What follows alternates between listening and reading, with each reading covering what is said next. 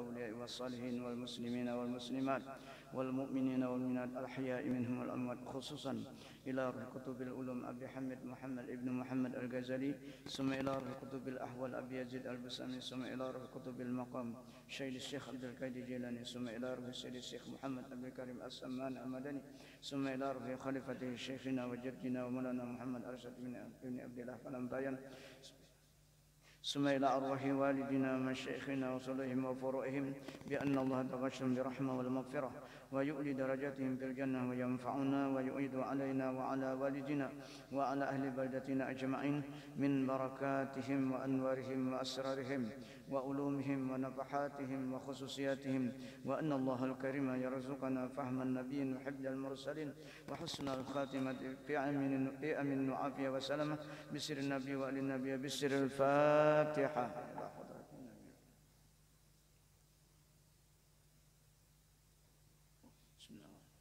إياك نعبد الصراط الذين أنعمت عليهم. أعوذ بالله من الشيطان الرجيم. بسم الله الرحمن الرحيم. Sabda Nabi sallallahu alaihi wasallam, ittaqullaha fima malakat aymanukum at'imuhum mimma ta'kulun waqsuhum mimma talbasun wa la tukallifuhum minal amal ma la yutiqun fama ahbabtum fa'amsiku wa ma karihtum fabi'u wa la tu'azzibu khalqallah fa innallaha mallakakum iyahum walau syaa lamallakahum iyakum. Ini tentang apa, milik atau pembantu kita. Kalau sekarang, kalau dahulu budak, pembantu dalam rumah tangga kita atau apa di toko kita atau dimanapun kita memiliki pembantu. Kalau dahulu budak. Jadi bagaimana Rasulullah menjelaskan kita terhadap mereka itu agar kita jangan sampai melanggar aturan syariat dalam memperkerjakan mereka. Artinya takuti oleh kamu akan Allah Ta'ala pada hamba yang memiliki akan dia oleh tangan kamu, yang sudah dibeli. Kalau dulu sudah ditukari budak, kalau sekarang sudah ada perjanjian dengan kita, pembantu yang membantu kita dalam rumah tangga ataupun di toko kita lah, atau di suatu pekerjaan yang lain. Beri makan oleh kamu akan dia hamba atau pembantu daripada barang yang kamu makan akan dia. Artinya sama lah makanan itu. Apa yang kita makan, maka pembantu kita juga memakan apa yang kita makan. Jangan dibedakan. Nah, ini aturan syariat kita lah. Aturan agama kita seperti itu yang dicontohkan oleh Rasulullah, yang dihabarkan oleh Rasulullah. Jangan sampai kita melanggar aturan seperti apa yang sudah dicontohkan oleh Rasulullah. Jangan kita anggap pembantu itu orang yang hina sehingga kita memberikan sesuatu kita bedakan dengan makanan kita. Karena mereka juga hamba Allah dan manusia seperti kita, punya rasa dan punya perasaan.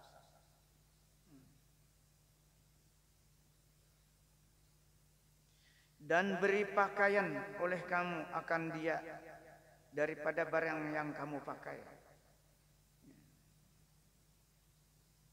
Dan jangan kamu berarti akan mereka itu daripada perbuatan yang tiada kuasa mereka itu memperbuat akan dia itu perbuatan. Jadi sesuai dengan janji, jam sekian selesainya jam sekian, dan ini yang dikerjakan. Kalau ada yang tambahan lebih berat, maka kita harus menambah karena sesuai dengan perjanjian. Jangan dianggap biasa-biasa, karena itu ada nilai fisik yang digunakan dan waktu.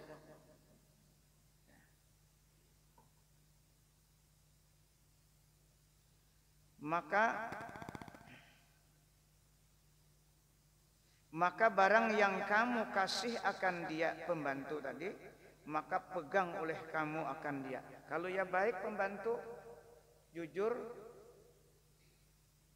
tak ASEAN bahasa kita, maka itu sayangi bahasa kita lah. Pegang tuhnya sayangi. Diperhatikan betul. Karena hakikatnya sebenarnya karena pembantu itulah yang mengangkat usaha kita. Karena kita kada sanggup.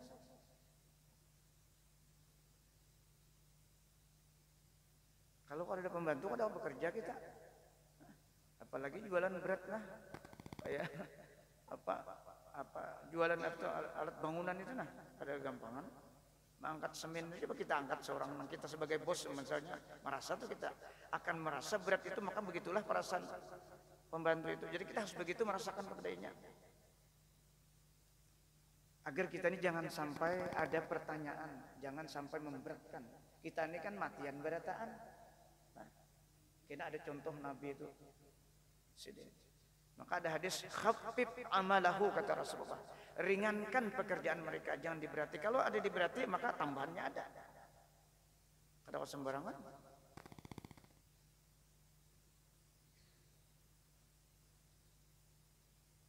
Dan jangan kamu siksa akan makhluk Allah. Coba ancaman Rasulullah. Arti disiksa itu kan tambahan berat itu nah kalau ada nilainya. Gawiannya ditambah, jamnya ditambah. Kada ada nilainya.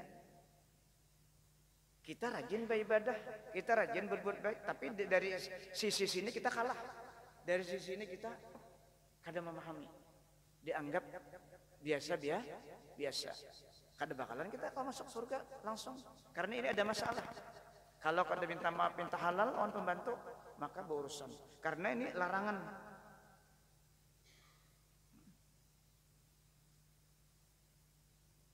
Dan jangan kamu siksa akan makhluk Allah. Maka karena bahwasanya Allah Ta'ala memberi milik akan kamu, akan dia. Sudah ditugaskan kita, dianugerahkan sebagai orang yang mampu memiliki sesuatu sehingga bisa mempekerjakan orang. Maka ada aturan. Jangan semena-mena kita kepada pembantu. Rumah tangga kah, di toko kah, di mana saja, apabila kita memakai tenaga orang, maka kita harus adil. Kita harus merasakan apa yang berat kita coba angkat. Berat itu begitulah perasaan pembantu-pembantu kita. Makannya, ya, makannya itu nampak diperhatikan. Makannya.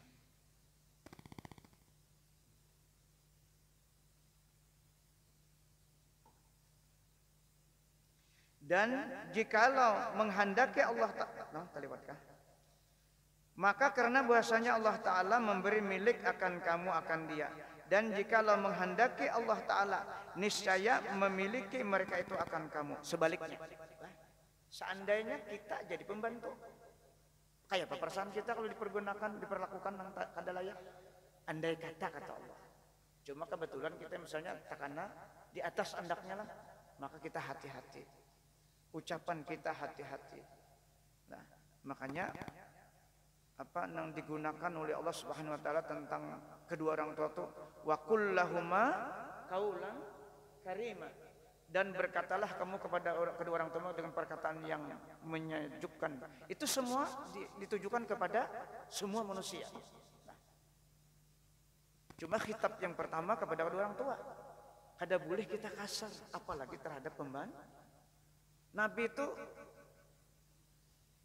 kada pernah mengucapkan kepada khadam sidin, rancak dua tak salah khadam itu. Kenapa ikam jadi kayak ini? Kenapa jadi? Kada pernah Nabi.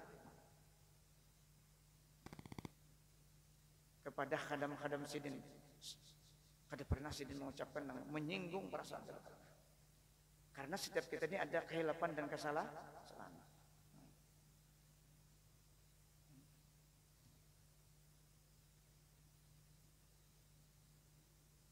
Dan kata Sayyidina Abdullah ibnu Umar radhiyallahu anhuma, adalah datang seseorang laki-laki kepada Rasulullah SAW, maka bertanya akan Rasulullah dengan katanya, ya Rasulullah, kam na'fu anil khadim? Fasamata anhu Rasulullah sallallahu alaihi wasallam. Summa qala, u'fu anhu fi yaumin sab'ina marrah. Luar biasalah Rasulullah mencontohkan kita. Artinya sahabat tuh banyak juga nang tak salah begawi. Ini contoh.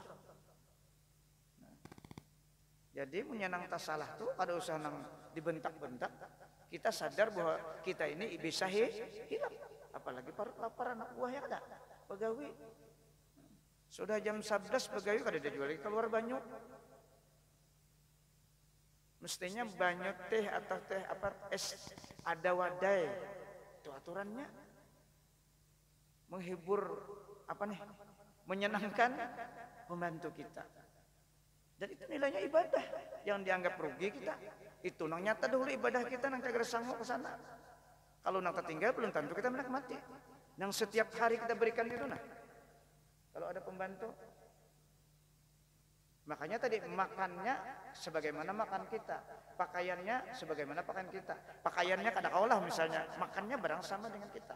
Paling tidak kita ada snacknya sebelum makan.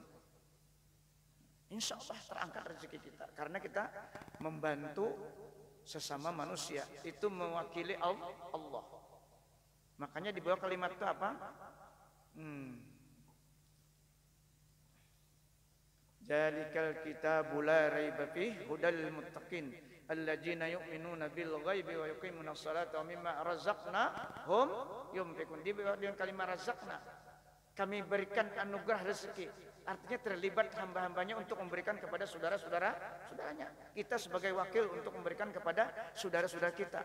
Rezeki itu dibagi oleh manusia, ya, perantaraannya. Setelah Allah berikan kepada seseorang kelebihan, maka seorang itu memberikan pun kepada saudara-saudaranya. Apalagi yang bekerja itu anak-anakannya, mamarinanya, apalagi lah sepupunya. Itu luar biasa anugerahnya, luar biasa pahalanya gananya.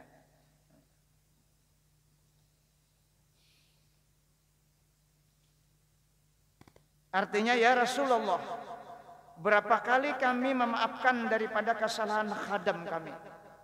Betakun sahabat rupanya, ini contoh aja nih. Nah, dicontohkan oleh sahabat Rasulullah. Betakun. Tahu ya sih dia sahabat alim kalau sahabat tuh. Cuma mun kada contoh ini kada daun umat di belakang. Kada paham kan di belakang. Iya nang kasar terus untuk membantu. Kada kalau salah sedikit dibentak pembantu.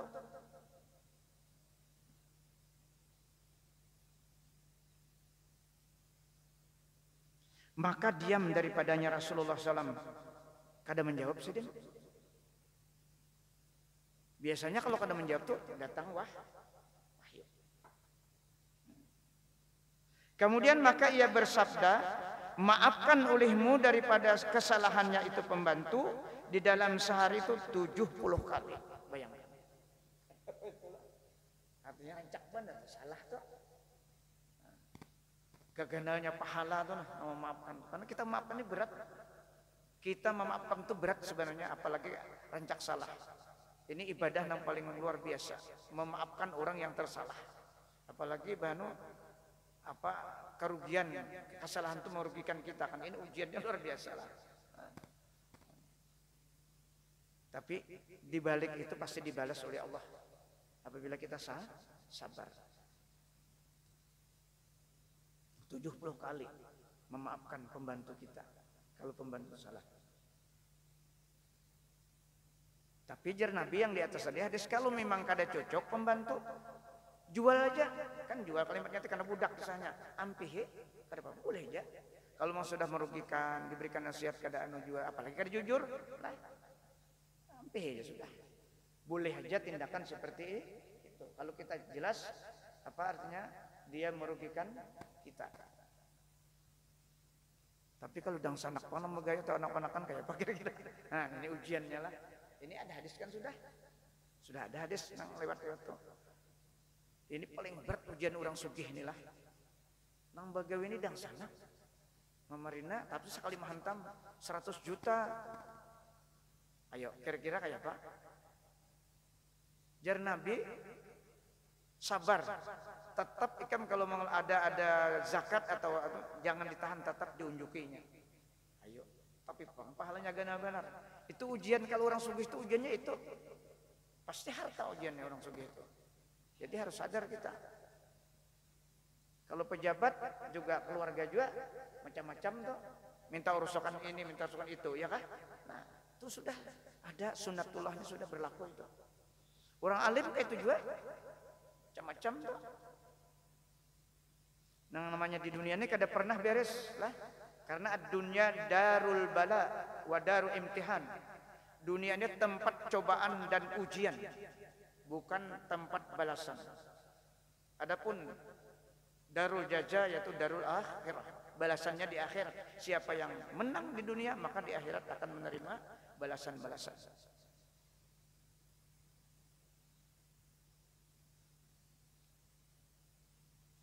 Qala Rasulullah sallallahu alaihi wasallam, "Ija ata ahadakum khadimuhu bi ta'amihi fal yujlishu wal ya'kul ma'ahu. Fa illam yaf'al fal yunawilhu luqmatan." Artinya sabda Rasulullah sallallahu alaihi wasallam, apabila mendatangkan seseorang kamu oleh khadam kamu dengan makanan, maka suruh duduk akan dia hadam, maka hendaklah makan sertanya.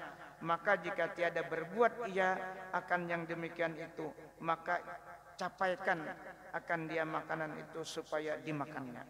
Artinya hadam itu harus memakan. Nah, nang dihidangkan nyawan kita tuh, nah disuruh memakannya. Minta tukarakan orang pembantu masakan yang nyaman benar, iwaknya nyaman. Lah, kayak itu kalau kebanyakan kita bos nih pesan tukarakan ini, sekali pembantu apa? Iwak pada besanga, iwak nil apa? Iwak pindah. Ada seorang kan apa nih namanya? Baung, lais. Ini melihat kasihan. Nah, ini sikap yang tidak benar. Berarti sudah beda dengan pernyataan Nabi, makani pembantu apa yang kamu makan. Tadi kata kalau kisahnya sudah salah, karena ini punya rasa, punya apa, melihat punya rasa, tahunya rasa nyaman tuh, pastinya rasa enak ada. Nah, jadi pilih pembantu disuruh harus sama. Kalau menurut hadis ini tadi, jangan dibedakan. Ini berarti Rasulullah mendidik kita, memberi informasi kepada kita, kepada orang yang berusaha yang memakai pembantu agar selamat dunia akhirat.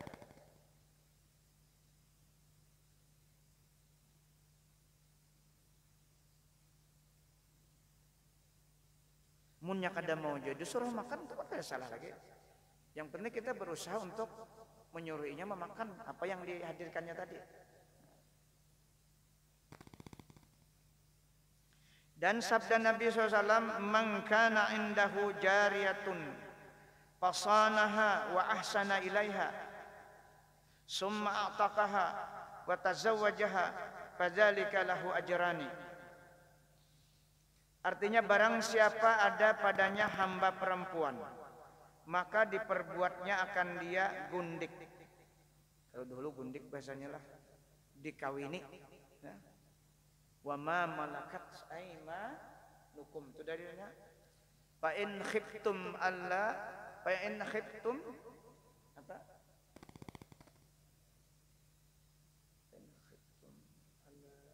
Allahumma shalli ala sayyidina Muhammad.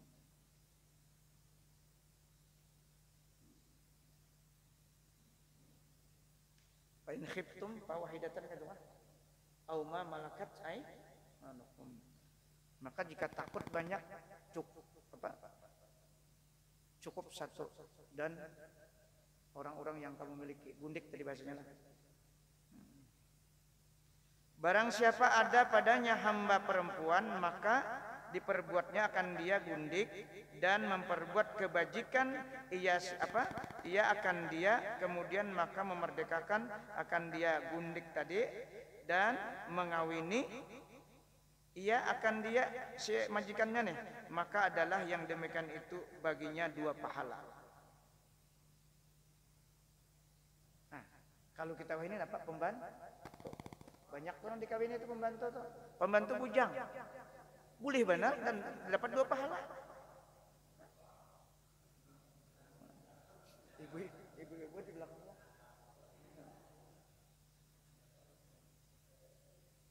Banyak namanya ini pembantu itu ya ada. Boleh.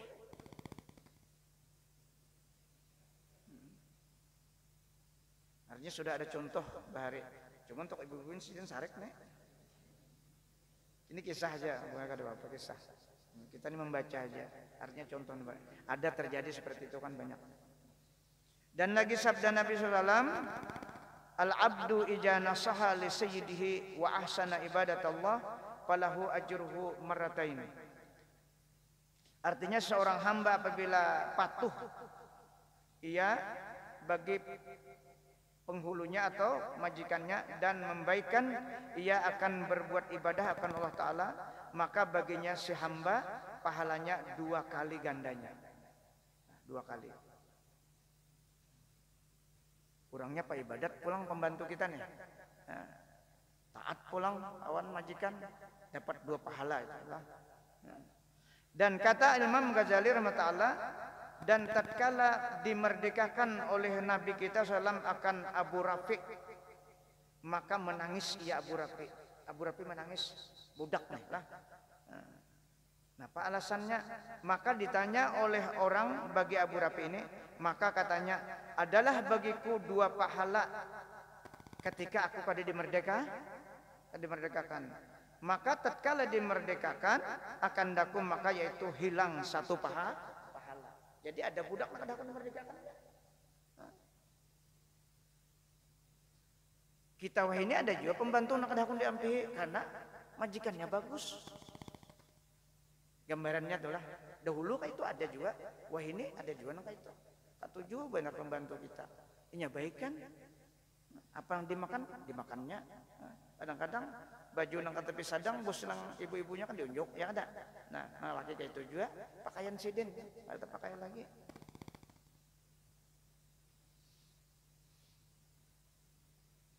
Dan lagi kata Imam Al-Ghazali rahimahullah, fa jumlatu haqqil mamlu an yusrikahu fi ta'matihi wa kiswatihi wa la yukallifahu fawqa taqatihi wa la yanzura ilaihi bi'ainil kibr wal izdar wa ay ya'fuwa an zallatihi wa yatafakkara inda ghadabihi alaihi bihaqwatihi au bijanabatihi fi ma'asihi wa jinayatihi ala haqqillah wa taqsirihi fi ta'atihi ma'an qudratallahi ta'ala alaihi fawqa qudratihi.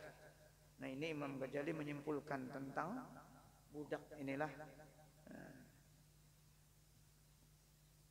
Artinya maka perhimpunan hak orang yang dimiliki akan dia itu bahwa menyekutukan ia akan hambanya dalam makanan. Artinya apabila kita makan, pembantu harus dipanggil makan bersama. Itu kesimpulan Imam Ghazali melihat hadis yang di atas tadi. Jangan sampai Nabi itu kalau makan kadamu sidin seorang la yaqulu wahdah. Nabi kada pernah makan sendiri. Pasti dengan pembantu dan duduknya pun kada beda. Ya Nabi kan kada ada berkursi di bawah duduk. Pasti berkumpul khadam sidin, pembantu sidin. Kalau kita kan ada, ya ada. Nang orang di atasnya, mejanya nang lebar itu, pembantu di ujung sana aja. Mau nyari dah boleh aja. Cuma ini kan anjuran Nabi, jangan kayak itu. Supaya kita tuh jangan ada perasaan lebih daripada pembantu kita. Nang lebih nih, nang bahaya. Nang perasaan lebih itu nang bahaya.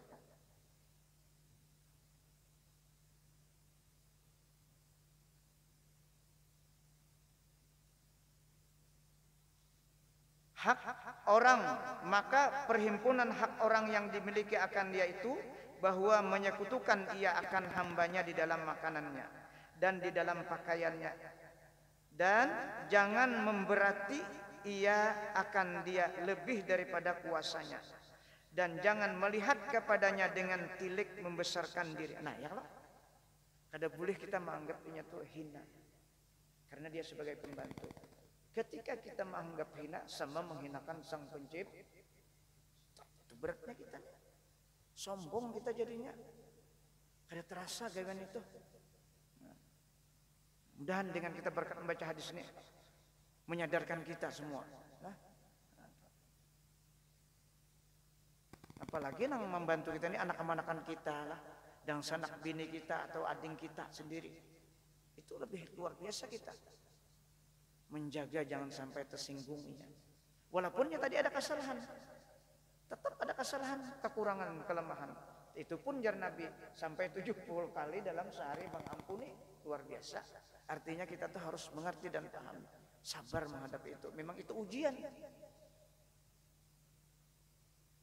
Ujian itu bila dilaksanakan semuanya ibadah. Nilainya ibadah.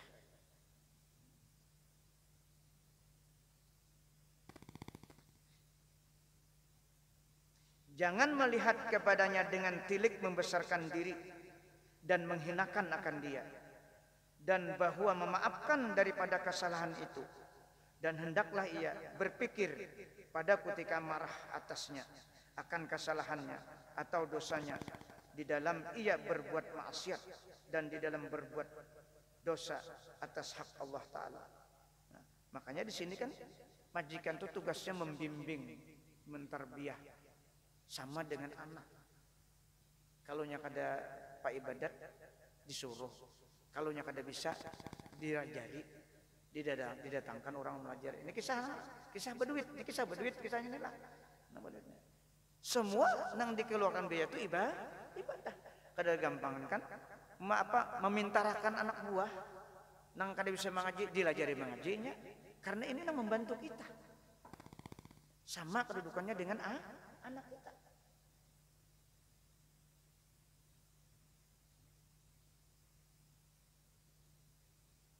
Dan memikirkan taksirnya di dalam taat akan Allah Ta'ala. Nah, kita memikirkan taksirnya di dalam taat. Berarti kita disuruh melajari di sini maksudnya. Taksir itu jangan tapi sembahyang mau. Bahkan ada anak buah tuh ada sembahyang mau, mun kada kita majikannya namun dorong. Biarnya takutan duluan majikan, pentingnya mau sembahyang. Nah, itu tugas kita. Dan memikirkan taksirnya pembantu di dalam berbuat taat akan Allah Subhanahu wa Ta'ala. Serta memikirkan bahwasanya kudratullah mengatasi kudratnya. Jelas dah. Nah, memang perjalanannya kayak itu, ada gurisannya kayak itu, tapi kita tetap ikhtiar. Bilanya kada tapi taat, kita yang memberikan arahan agar kita jangan ada tuntut kadai, karena mereka sebagai milik kita. Kita pekerjakan dengan kita, itu tugas kita. Wallahu ala kulli syai'in qadirun wallahu alam. Habis sudah itulah. Sampai kah? Sampai. Nah. Sedikit masuk kita. Al-babus sadis fil ujlah. Bab yang keenam pada menyatakan uzlah, yakni bersunyi daripada bercampur-campur dengan manusia dan menjauhi akan dia manusia, dan di dalamnya itu ada dua pasal. Al-faslul awal fi naqlil majahib, pasal yang pertama pada menyatakan nakal, perpindahan daripada beberapa mazhab ulama tabi'in, padahal bersalah-salahan mereka itu di dalamnya. Maka kata setengah ulama bahwa menjauhi akan bercampur dengan manusia itu afdal daripada bercampur dengan manusia. Dan memilih akan perkataan ini kebanyakan orang yang abid, orang yang pak ibadat maksudnya, dan orang yang juhud, nang orang kada tapi katuju mengumpulkan dunia. Orang juhud itu kada katuju mengumpulkan dunia ijarnya, padahal kata itu maksudnya. Juhud itu dunia tuh biar hibak dewa kita pada maksudnya duit nah. Cuman di hati kada ada umpat. Itu makna juhud. Bukan meninggalkan dunia. Mbah Abu Bakar itu kurang apa? Hartanya. Sayyidina Umar, Sayyidina Utsman kurang apa harta sidin? Tapi di hati kada umpat sehingga kada mengganggu ibadah. Nah itu nang kita maksud tuh juhud. Lain menjuhud nang itu lain. Ini ada orang juhud terus nah. Nang dikecilikan juhud juga, semuanya dijuhud. Nah, itu bahaya itu juhudnya. Itu menggabung dunia. Jadi makna juhud ini banyak yang keliru menerjemahkan. Maksudnya jangan tapi ada di sini nah. Biar berapa aja ada harta kita jangan banyak sini. Sekira kada mengganggu ibadah kita kepada Allah Subhanahu wa Ta'ala. Seperti Sufyan Tsauri. dan Ibrahim ibnu Adham, dan Daud At-Tai, dan Fudail ibnu Iyad, dan Sulaiman Al-Khawwas, dan Bishr Al-Hafi rahimahullah. Ini bukan wali berataan nih lah. Ulama luar biasa ini. Dan kata kebanyakan ulama tabi'in bahwa bercampur dengan manusia itu terlebih abdal daripada sunyi sendirinya. Karena yang demikian itu bertolong-tolongan pada berbuat ibadat yang kebajikan seperti firman Allah Subhanahu wa taala, "Wa ta'awanu 'alal birri wat taqwa wa la ta'awanu 'alal ismi wal udwan." Artinya, dan bertolong-tolongan oleh kamu atas berbuat kebajikan dan atas takut akan Allah taala, dan jangan kamu bertolong-tolongan atas berbuat durhaka dan atas berbuat kezaliman. Nah, jadi masing-masing ini ada dalilnya. Nang abdal berujlah juga ada dalil, nang bakumpul katujuh bekawan juga ada dalil.